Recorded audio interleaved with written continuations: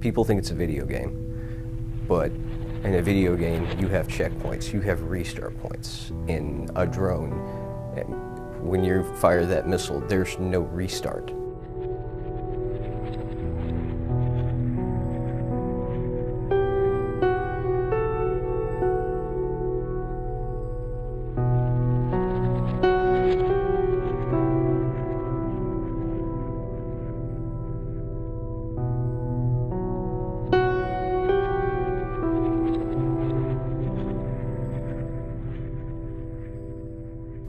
These drones are very, very good at killing people. The use of them for the specific purpose of eliminating people is morally outrageous. I think it's politically expedient in the short term.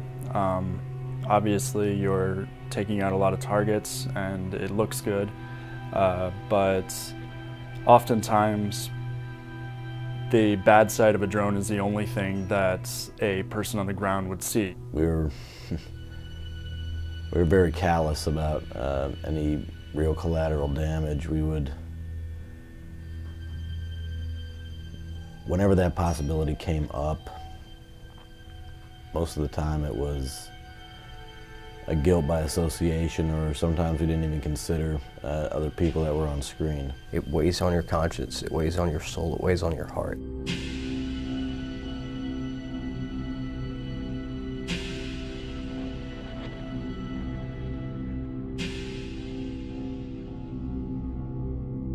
The less they can get you to think of what you're shooting at as human, the easier it becomes for you to just follow through with these shots when they come down.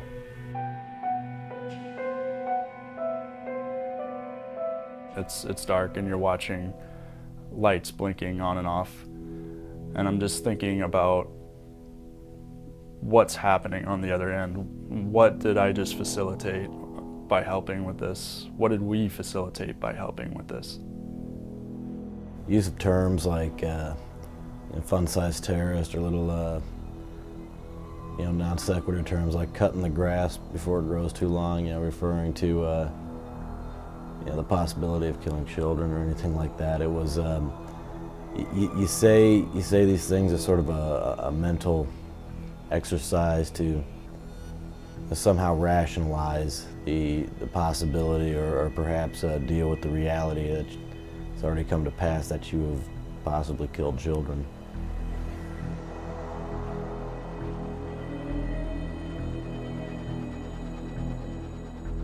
I took a shower, put on my clothes, walked to the job, sat down for an intelligence briefing, went out and flew the mission, went back home and drank myself to sleep.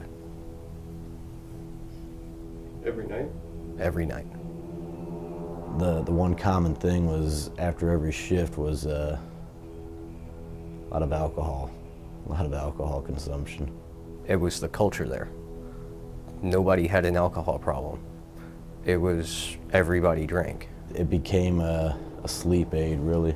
Everybody did something to take an edge off, to reform reality so you didn't have to think about what you did. I started having nightmares about kids or mothers dying and me trying to help them, and I couldn't. I would just feel helpless, and I knew it was partially my fault.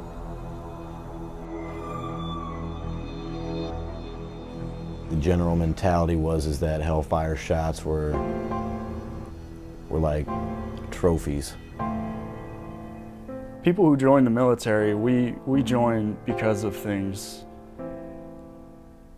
that we learn in school. Honestly,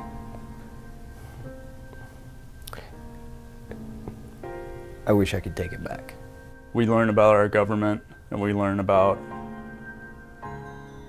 the great things it was founded on. We learn about our Constitution, and we learn that Americans are always afforded due process. There's very little liability at home. If the plane crashes, there's no one on our end that dies. They haven't honored the Constitution. They haven't honored that They should be fighting for that more than anything.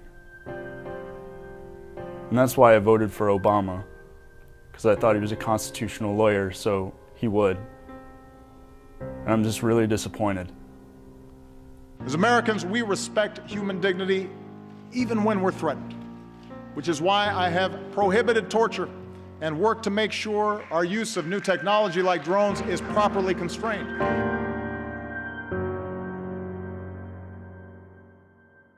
Conventional air power, or missiles, are far less precise than drones and are likely to cause more civilian casualties and more local outrage. Washington will allege that they're a very precise weapon, and they are, and that missile will hit where you're aiming it. And all that accepted, you then ask the question, why are so many civilians still getting killed? It's not a good way to win a war in the long term. And sometimes you question why some of these, why any of those missions were even launched in the first place. Because of your actions, some child is not going to see their father or their mother or their grandmother or their grandfather that night. They're gone.